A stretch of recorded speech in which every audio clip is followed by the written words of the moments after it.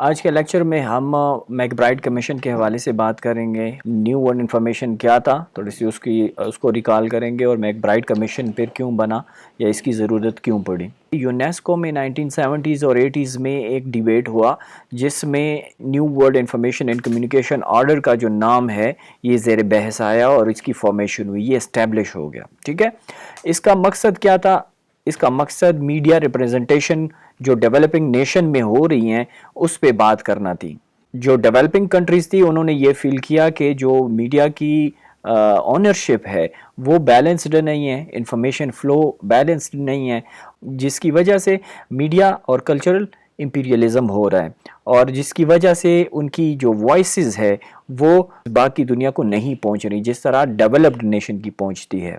ٹھیک ہے، اسی NWICO نے پھر کیا کیا، کچھ ایشوز ریزڈ کیے کہ بھئی میڈیا کی اونرشپ وہ بیلنسڈ نہیں ہے، میڈیا پہ صرف ڈیولپ کنٹریز کا کنٹرول ہے، ان کی نیوز ایجنسیز ہیں اور وہ جس طرح 95 سے 98% آف دا گلوبل نیوز پہ ان کا ہولڈ ہے اور وہ ان کو کور کرتے ہیں. ٹھیک ہے، جب یہ ایشو ریزڈ ہوئیں تو پھر یونیسکو نے ایک کمیشن بنایا کہ ان ایشوز کو ایڈریس کریں، ان کے حوالے سے ایک رپورٹ بنائیں کہ یہ جو ایشوز ہیں یہ کیا ہے اور ان کو کس طرح ہم ٹیکل کر سکتے ہیں. ٹھیک ہے، جس کا نام تھا میک برائٹ کمیشن، جس کا فارمل جو نام تھا وہ تھا international commission for the study of communication problems, کہ جو کمیونیکیشن پرابلمز ایگزسٹ کرتی ہیں ان پرابلمز کو حل کرنے کے لیے یعنی انٹرنیشنل کمیشن بنایا. ٹھیک ہے، یہ 1977 میں بنایا گیا.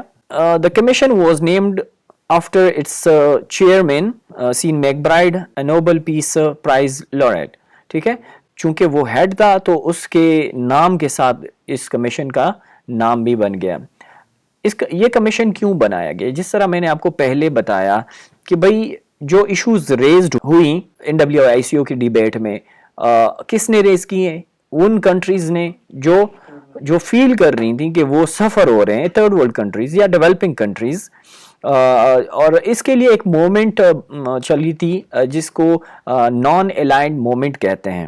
ٹھیک ہے، اس میں یہی ڈیولپنگ کنٹریز تھی جو کہ کسی خاص مقصد کے لیے انہوں نے کوئی بلاک نہیں بنایا تھا، بٹ ان پرابلمز کو حل کرنے کے لیے ان کی الائنس بنی تھی. ٹھیک ہے، اور انہوں نے مل کے یہ تمام جو ایشوز تھے یہ ریز کیے تھے. The commission was created in response to concern among developing countries after World War II. جس طرح میں نے پہلے بات کی کہ World War II کے بعد یہ کمیشن بنا جب ڈی کولونائزیشن ہوئی اور لوگوں یعنی ڈیولپنگ کنٹریز نے یہ فیل کیا کہ ان کے جو حقوق ہے، رائٹس ہیں، وہ پامال ہو رہے ہیں، تو انہوں نے کہا چلو جی ہم اس پہ بات کرتے ہیں.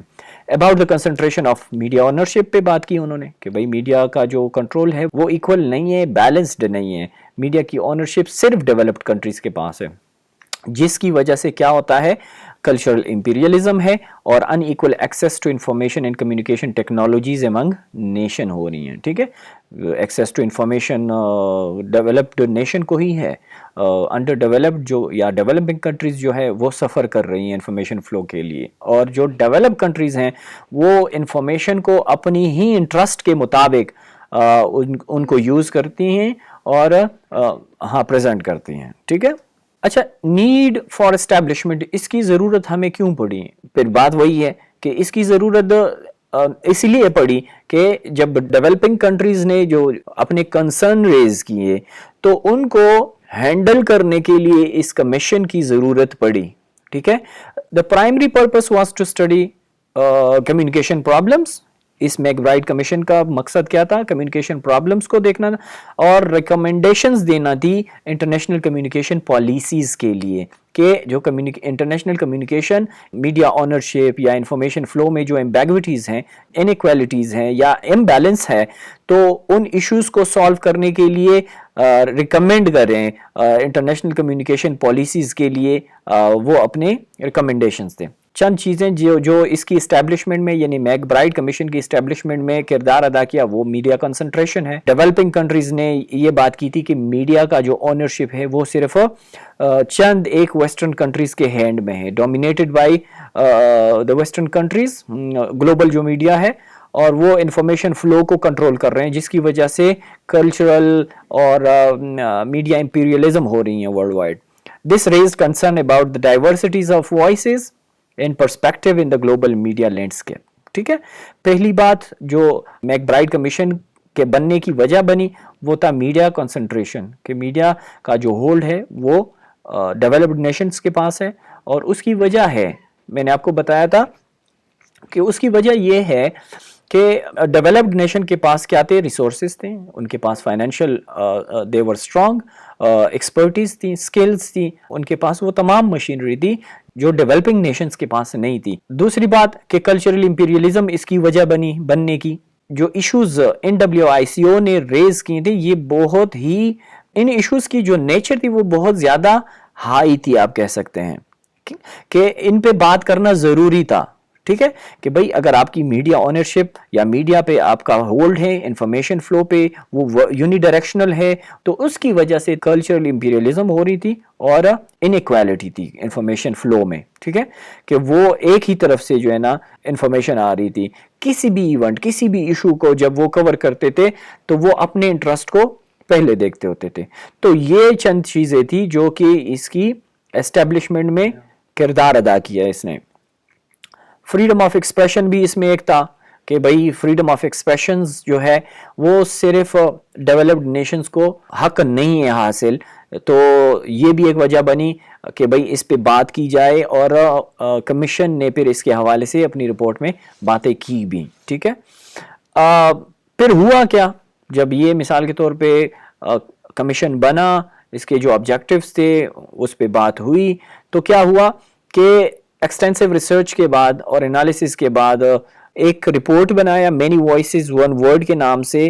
جو انیکویلٹیز تھی، جو امبیلنس تھا، اس پہ کمیشن نے بات کی، کمیشن نے اس پہ کام کیا اور کچھ ریکمنڈیشنز دیں کہ جو فردر جا کے یہ ریکمنڈیشن کنٹروورسیز بنی اور اس پہ بہت ساری کرٹیسزم ہوئی ہیں ویسٹرن نیشنز میں. ٹھیک ہے، اس کی وجہ تھی کہ بھئی اس کمیشن نے چونکہ لویلٹی کے ساتھ کام کیا تو اس میں ان تمام ایشوز کو ایڈریس کیا گیا کہ ہاں جی یہ انیکویلٹی ہے، امبیلنس ہے میڈیا اونرشپ میں، انفارمیشن فلو ون سائیڈڈ ہے، ان کو ایکول ہونا چاہیے. فریڈم آف ایکسپریشن بھی جو ہے نا ڈیولپنگ نیشنز کو ایک رائٹ دینا چاہیے تو کہ وہ بھی اپنی وائسز کو ریپرزینٹ کرے دنیا کو. تو پھر ہوا کیا کہ اس پہ کرٹیسزم ہوئی ویسٹرن نیشنز میں، یو ایس میں، یو کے میں، برٹش، فرانس، جتنے جرمنی، جتنے بھی نیشنز تھے جو کہ اس ٹائم وہ ہولڈ کر رہے تھے میڈیا پہ اور میڈیا اونرشپ ان کے ہاتھ میں تھی، تو انہوں نے اس کے اگینسٹ گئے اور اس کو کرٹیسائز کیا کہ یہ نہیں ہونا چاہیے. Because some of the proposal could potentially limit freedom of the press and freedom of expressions. اور یہ صرف فریڈم آف ایکسپریشن اور جو فریڈم آف پریس وہ صرف سوچتے تھے کہ یہ ہمارا حق ہے یو ایس، اور جب اس کو ختم کرنے پہ بات ہوئی تو انہوں نے اس کے اگینسٹ بات کرنا شروع کر دیا. ایز اے ریزلٹ کیا ہوا، یہ recommendation didn't lead to immediate widespread policies changes. کچھ بھی نہیں ہوا، کوئی پالیسیز نہیں بنی امیجیٹ، کچھ بھی نہیں بنا، بلکہ یہ جو ہے نا سارا کچھ ختم ہو گیا. didn't contribute significantly to the global discourse on media culture and communication. اس پہ کوئی اس کی وجہ سے کوئی خاطر خواہ چینجز نہیں آئی. اگر کنکلوژن پہ ہم بات کریں کہ بھئی میک برائٹ کمیشن کیا تھا، اس کی ضرورت کیوں پڑی اور اس نے جو کام کیا اس کا حاصل کیا تھا، پھر تو MacBride commission media concentration, cultural imperialism, unequal access to communication technologies on a global scale, ان تمام چیزوں کو دیکھنے کے لیے، ان پہ بات کرنے اور ان کو ایڈریس کرنے کے لیے یہ کمیشن بنا تھا.